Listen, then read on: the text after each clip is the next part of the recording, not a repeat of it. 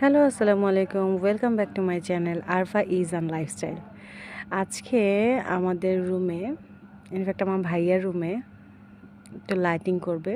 তো ভাবলাম আপনাদের সাথে একটু শেয়ার করি।